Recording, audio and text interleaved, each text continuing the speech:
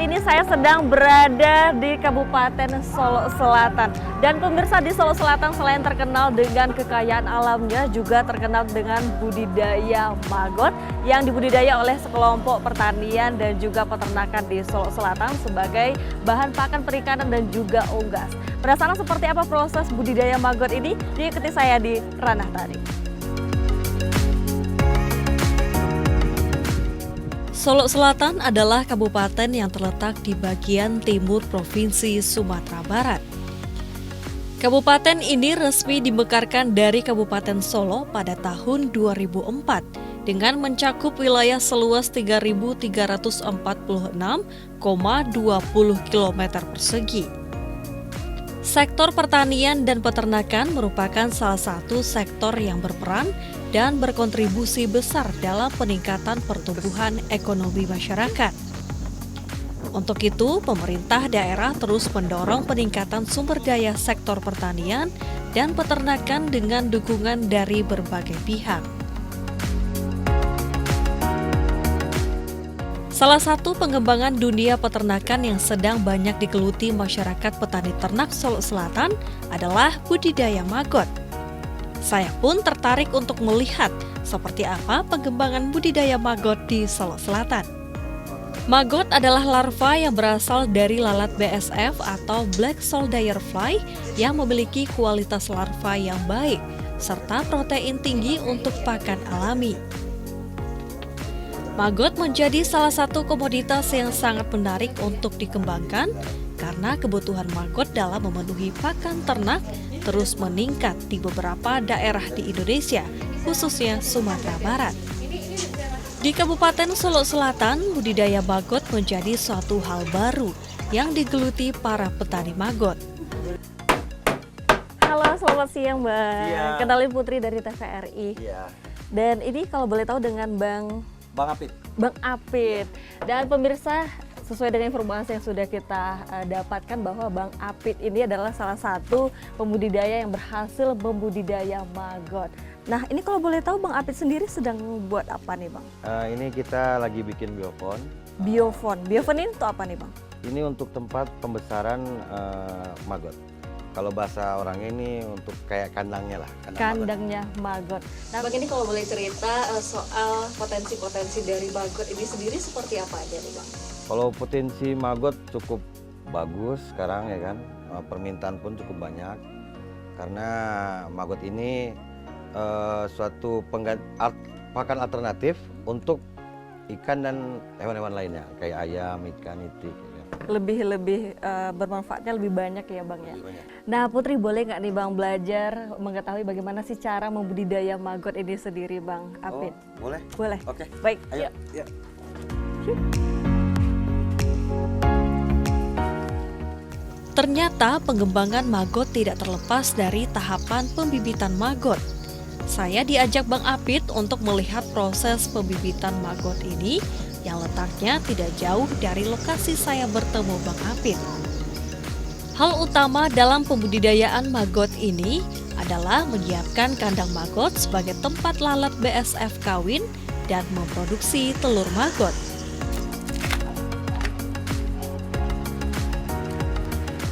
Tempatnya itu ya Bang ya? Iya. Wah, kalau ini tempat apa nih namanya Bang Pit? Oh, ini tempat lalat ini. Tempat lalat, indukan-indukan lalatnya ya Bang? Bukan lalat ya. Nah, untuk proses yang terjadi di kandang lalat ini apa saja nih Bang Pit? Ini perkawinan antara jantan sama betina. Nah, ya, jadi nanti jantannya setelah kawin jantannya mati, setelah bertelur betinanya mati. Kalau untuk sampai menghasilkan telur itu berapa lama Bang dari kawin? Sejak dia netas dari prepupa, namanya prepupa sebelum jadi lalat, itu seminggu. Seminggu ya Bang ya? Seminggu ya. Tapi kalau ini namanya lalat apa aja nih Bang? Ini lalat BSF. Kepanjangannya Black Soldier Fly. Black Soldier Ya, Fly. kalau bahasa Indonesianya tentara lalat hitam. Kelebihan dari lalat ini dari lalat lainnya apa nih Bang? Dia tidak membawa penyakit. Oh, Jadi dia baik. setelah jadi lalat, dia tidak butuh makan lagi. Baik. Ini makanannya apa kalau boleh tahu Bang? Kalau udah jadi lalat dia cuma minum aja. Minum aja. Ya, minum aja. Air putih atau Air putih. air putih saja. Kemudian untuk satu indukan lalat ini menghasilkan berapa telur lalat nih, Bang Pit? Oh, kalau satu klaster namanya itu. Kalau yang besar itu 400 sampai 500 klaster. 400 sampai 500 klaster, Iya. pemirsa. Wow. Jadi telurnya dihasilkan, diambil, kemudian Diambil, nanti dia akan bertelur di tempat namanya Aegis yang kita sediakan. Nah, nanti kita panen, baru kita pindahkan ke tempat telur, penetasan telur. ke tempat penetasan telur. Berarti dari sini telurnya aja yang diambil. Telurnya aja diambil. Oke, baik. Putri boleh lihat-lihat ya, Bang? Boleh, boleh. Untuk Ini tempat bukan dari Indonesia ini.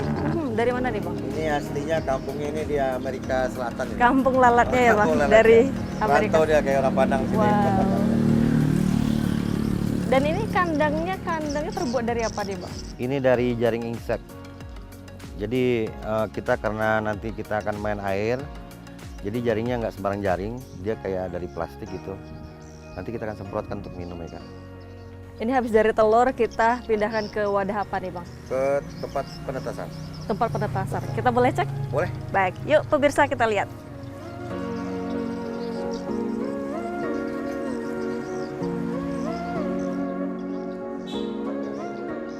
Bahan kandang yang disarankan untuk maggot adalah kayu sebagai kerangka dan jaring lembut sebagai dinding dan plastik UV sebagai atapnya. Kandang maggot ini diisi dengan rak prepupa dan media bertelur lalat BSF ini. Selain itu, syarat kandang indukan maggot harus dengan suhu ideal 30 hingga 38 derajat Celcius. Tidak terkena hujan, mendapatkan sinar matahari langsung, dan sirkulasi udara yang baik karena indukan maggot ini beraktivitas mulai pukul 8.30 waktu Indonesia Barat dan puncak aktivitasnya pada pukul 11 waktu Indonesia Barat. Pak, kalau ini tempat apa nih namanya nih, Bang Pit? Oh, ini rumah maggot ini, Rumah maggot. tempat pembesarannya. Sekarang kita akan tempat penetasannya dulu. Baik, kita lihat pemirsa. Nah, ini kalau untuk proses di sini apa lagi nih, Bang Pit? Oh, jadi setelah kita panen tadi, nanti telurnya kita letakkan di media penetasan seperti ini. Nah, ini pokoknya udah netas nih. Yang bawah-bawah ini ya, Bang? Iya. Nah, ini kenapa harus pakai jaring-jaring di atas ini nih, Bang? Karena nanti ini kan ada lubang-lubang, jadi nanti kita kasih makanan. Setelah dia nanti menetas, dia akan jatuh sendiri ke bawah ngejar makanannya. Kalau makanannya itu biasanya ngasih apa tuh, Bang? Ini kalau media yang paling bagus penetasan itu ampas tahu sama dedak. Berarti untuk makanannya adalah ampas tahu sama dedak ya, Iya, Bang? kalau untuk penetasan pertama. Untuk penetasan pertama. Boleh buah juga boleh. Tapi tadi Putri lihat ada menggunakan ini ya, panennya pakai pisau. Iya. Itu nggak pecah telurnya tuh, Bang? Oh enggak, memang harus dengan pisau. Kalau nggak pakai pisau gimana, Bang? Malah agak ngeri nanti malah bisa pecah. Kalau pisau silet atau cutter kan lebih tipis. Baik. Ini kalau kita lihat, berarti yang di atas ini masih belum netas ya, Bang ya? Ini udah netas, udah cangkangnya aja berarti. Oh, cangkangnya berarti. Iya, ini udah nggak ada lagi, dia udah jatuh di bawah ya. Begitu. Nah, pemirsa, ini yang sudah mulai gerak-gerak itu sudah menetas. Dan ini berapa hari umurnya nih, Bang? Ini 3 hari nih umur ini. 3 hari umurnya. Jadi nanti di sini 7 hari baru kita pindahkan ke biofarm. Terus ini yang apa namanya yang padat ini apa nih tempat? Itu yang makanannya. Oh, makanannya. Ampas tahu sama dedak. Baik. Nanti jadi dedak ini kita kasih di pinggirnya. Ini supaya dia tidak lari dari biofarmnya. Boleh Putri lihat nggak? Nah, dedak? boleh dedak kayak ini. Nah, pemirsa, ini merupakan makanan dari proses penetasan ya, Bang ya? Ya, penetasan. Ini dedak apa namanya, Bang? Dedak padi. Bukatul. Bukatul. Iya, dedak padi. Dedak padi. Kita coba. Ini emang di pinggirannya atau di atas ini juga, Bang? Di pinggiran aja. Di pinggiran aja. Oke. Setelah ini setelah 3 hari di tempat penetasan ini prosesnya kemana lagi nih, Bang? Kita langsung pindahin ke biofarm pembesaran. Biofarm pembesaran dari larva ini tadi. Dari larva, bukan 3 hari, maaf diralat ya, 7 hari. 7 hari. 7 hari di sini. Berarti pemirsa, setelah 7 hari besar di sini, larvanya itu dipindah lagi ke biofarm ya, Biofarm Bang? pembesaran. Baik, kita boleh cek ke biofarmnya, Bang? Oke, siap. Kita coba pemirsa.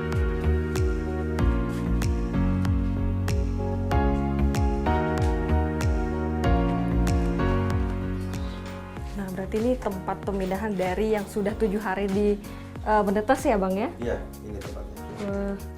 Kalau ini prosesnya di sini apa aja nih Bang? Ini kita tinggal pembesaran lagi di sini. Pembesaran, berarti sini prosesnya sudah mulai pembesaran. Dan kalau kita lihat ini beda ya Bang ya, makanannya tadi di sana masih makan dedak. Kalau di sini ya, sudah. Di sini udah buah-buahan dia. Sudah mulai makan buah-buahan. Ini umurnya berapa nih Bang? Ini dari tempat penetasan kan 7 hari. Ini 2 hari, berarti ini 9 hari nih. Sudah 9 hari berarti nih Berarti Bang. mau 9 hari. Ini Ini kita kedepannya akan ngasih makanan sampah organik. Sampah organik. Iya. Apa aja tuh Bang? Kayak buah-buah busuk, sayur-sayur busuk, pokoknya busuk-busuk itu makanannya. Nah ini kalau usia di sini nih sudah berapa lama nih Bang? Oke, sampai 9 hari sampai 21 hari. Sampai 21 hari.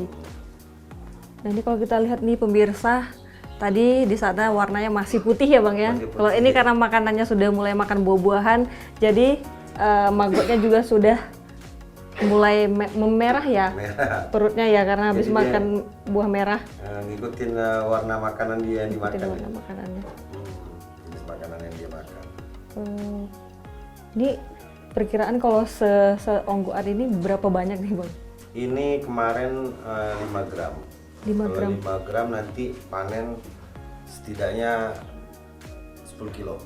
10 kilo. Serendah-rendahnya. Kalau Baik. misalnya makanannya bagus, full, bisa sampai 25 kilo. 25 kilo. Ini di tempat ini biofon ini bakalan sampai usia berapa bakalan dipindah ke tempat lain lagi Bang? 21 hari. 21 hari. Pindah ke mana nih Bang setelah Ke ini? biofon untuk indukan. Biofon untuk indukan. Iya. Kalau ini luasnya 1x1. 1x1, nggak kebesaran nih Bang untuk mereka yang seonggok ini. Dia kalau untuk ukuran itu memang dengan 5 gram telur itu lebih bagusnya 1x1 meter. 1x1. Supaya apa tuh Bang? Kalau dia sempit, dia akan berpengaruh ke pembesaran dia. Jadi kalau maggotnya lebih sedikit, tempatnya lebih besar, itu akan lebih cepat dia berkembang. Berkembangnya. Tapi ini makanannya kan ditumpuk satu tempat nih Bang. Kenapa nggak disebarin gitu supaya lebih ini lebih luas seluasan? Nanti setelah umur seminggu dia akan nyebar sendiri. Nanti baru akan kita tambah. Nanti sebenarnya bukan kayak gini, ini karena satu tempat, karena dia baru ya kan. Tapi besok biar dia tidak jenuh, dia kan sistemnya kan berkumpul. Nanti tidak jenuh kita kasih per titik-titik. Per titik-titik. Ini sudah mulai ini kesini-sini ya Bang. Ini Ya. masih dikasih makanan dedak juga nih Bang? Ini dedak ini memang untuk biar dia tidak keluar dari koloninya. Oh, Jadi ditaburin dedak di pinggiran. memangnya kalau kering mereka nggak mau keluar melewati batas yang kering-kering itu gitu Bang? Enggak, kalau misalnya dia nggak dikasih dedak, dia akan keluar dia dari koloni dia. Tapi bukan sebaiknya biar keluar Bang? Nanti kalau misalnya udah agak besar dia akan keluar sendiri. Oh gitu. Tapi kalau kecil ini kita kan nggak kelihatan juga terlalu Iya. besar tempatnya, makanya kita batas dia dengan dedak. Tapi ini ada yang ada semutnya nih Bang, ini gimana tuh Bang? Oh itu ini termasuk hama juga nih. Semut, tikus itu lawan kita dalam hama untuk budidaya maggot. Tinggal kasih kapur aja. Oh kapur ajaib. Oke, kita mau lihat nih yang sudah berumur 21 harinya kemana nih Bang? Oke, kita. Oke, sip. Setelah usia 21 hari, maggot akan mulai berubah warna menjadi hitam.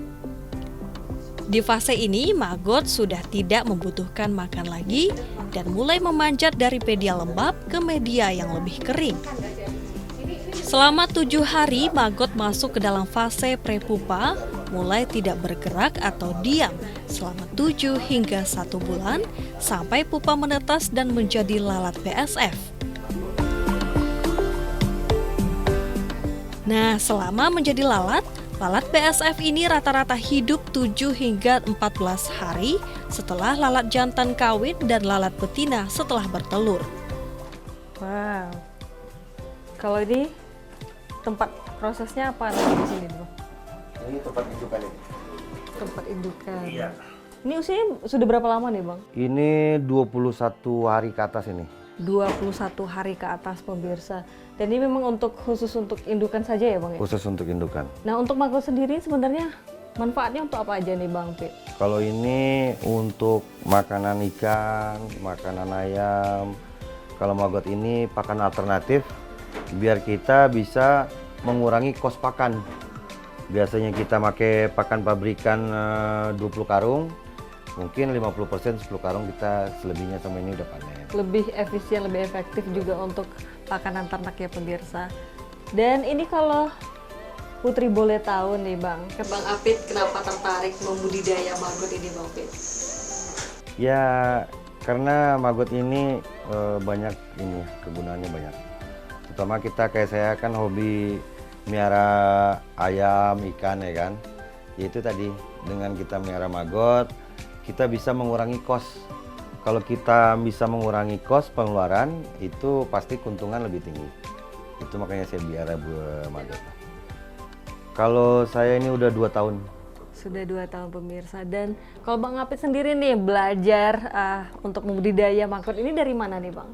Oh, saya dari Kediri juga saya udah belajar, otodidak juga, terus ya eksperimen-eksperimen sendiri lah. Wow, luar biasa sekali pemirsa. Dan ini untuk peluang usahanya gimana? Peluang pemasarannya bisa kemana aja nih Bang? Kalau peluangnya ini sangat terbuka lebar. Wow, sangat terbuka lebar. Untuk lokal, untuk kita di Solo Selatan, kita belum memenuhi permintaan pasar. Jadi sampai sekarang pun untuk ke luar negeri pun ada. Tapi gimana saya mau ngirim ya kan, untuk kebutuhan kita aja belum tercukupi. Wow, berarti ini memang sangat menjanjikan juga ya Bang Pit ya. Luar biasa sekali. Nah ini kalau kita lihat, ini usianya sudah 21-an ya Bang ya? Iya. 21 hari, dan setelah 21 hari dia akan menghitam Bang. Betul, menghitam. Itu namanya fase prepupa. Fase prepupa. Prepupa. Yang kemudian Dia setelah akan- itu gimana Bang? Setelah jadi prepupa, setelah jadi larva, dia akan menjadi prepupa. Prepupa akan memisahkan sendiri, mencari tempat kering untuk bertapa. Baru nanti fase larva dan jadi lalat lagi. Tidak manusia aja yang bertapa ya Bang ya? Ini juga pupa juga ya? Jadi makanya perbedaan antara media tempat pembesaran dengan indukan ini bedanya. Dia ada tempat migrasi. Tempat migrasi, di mana tempat kering ya, dia mencari tempat kering pemirsa. Kalau warnanya sudah mulai menghitam, tandanya dia sudah tidak Untuk makan? tidak butuh makan pemirsa. Ya, butuh bertapa aja lagi. Baik. Putri boleh nggak lihat proses pemberian makan ayam dari maggot ini? Ah, boleh? Boleh. Kita kemana nih Bang? Ke tempat di Baik, kita coba kasih pakan ayam dari maggot ini.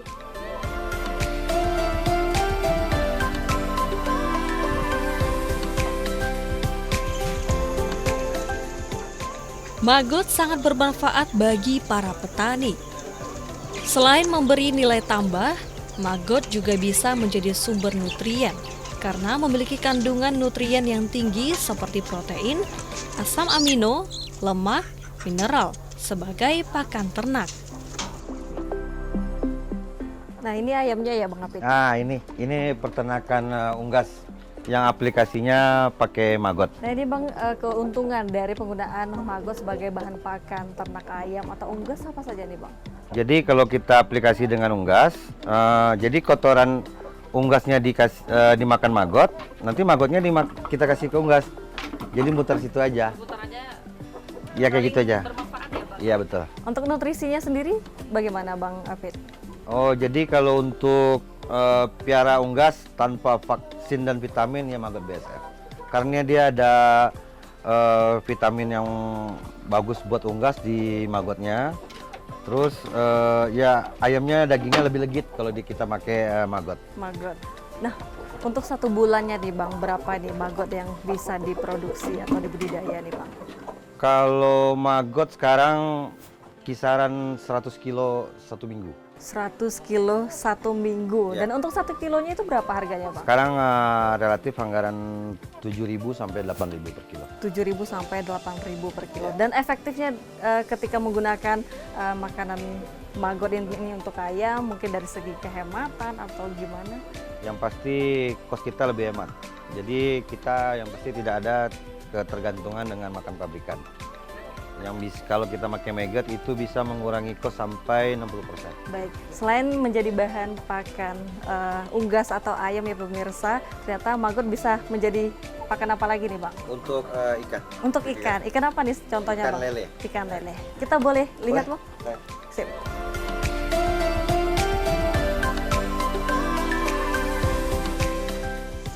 Penggunaan maggot sebagai pakan ternak dapat mereduksi bau potensial atau mereduksi polusi. Karena maggot dapat mereduksi 50 hingga 60% limbah, sehingga dapat mereduksi polusi, bakteri patogen, bau, dan populasi lalat rumah. Manfaat lainnya adalah dapat mengontrol populasi lalat rumah dengan mengurangi kesempatan lalat rumah untuk oviposisi. Siklus yang sangat menarik dan saling menguntungkan di saat ayam memakan maggot dan maggot memakan kotoran ayam untuk menghilangkan bau dan polusi. 6 bulanan lah, 6 lah. Dari bulan 3 ya, 6 bulan. Sebelum maggot tuh dedak sama jagung, itu aja. Kalau sekarang Pak, Plus- bisa diceritakan nggak sekarang menggunakan apa? Sekarang setelah ada dari kelompok Rumah Maggot Solo Selatan, jadi kami konsultasi antar anggota, jadikanlah bahan dari maggot. Kenapa Pak menggunakan maggot Pak? Pertama menghemat biaya pengeluaran pakan dibandingkan dengan pabrikan, makanya pakai maggot. Kalau yang kedua apa lagi keuntungannya? Keuntungannya kandang enggak ada bau tuh, enggak ada, buang kotoran enggak berbau, kering, jadi enggak ada mengganggu tetangga, enggak ada, menghilangkan bau lah tuh. Tidak hanya unggas, maggot juga digunakan untuk pakan ikan, seperti lele. Maggot ini dapat menggantikan 50% pakan komersial pada ikan lele. Kandungan nutrisi pada maggot dapat meningkatkan percepatan pertumbuhan pada ternak. Sehingga saat ini larva BSF sangat menarik dibudidaya sebagai pakan ikan dan unggas dengan skala kecil, menengah, maupun besar agar ternak dapat tumbuh dengan baik. Nah, ini lelenya berapa kolam nih Bang? Ini kolamnya ada 4 kolam ini. 4 kolam. Ini yang ini nih usianya udah berapa lama nih Bang? Ini baru seminggu kok ini usianya ini. Iya. Berarti pemirsa selain bisa menjadi bahan pakan ayam ya Bang Apit ya, bisa juga sebagai bahan pakan perikanan, salah satunya seperti ikan lele. Iya, betul. Wow. Ini Putri boleh coba kasih makannya nggak? boleh.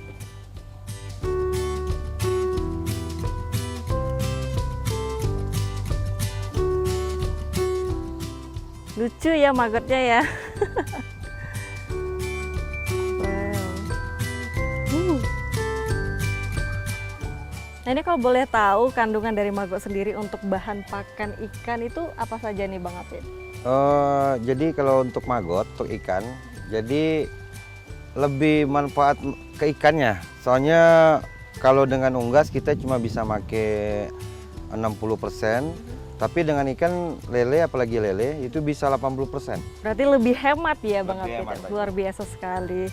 Wow, dan terima kasih banyak Bang Apit telah Ya.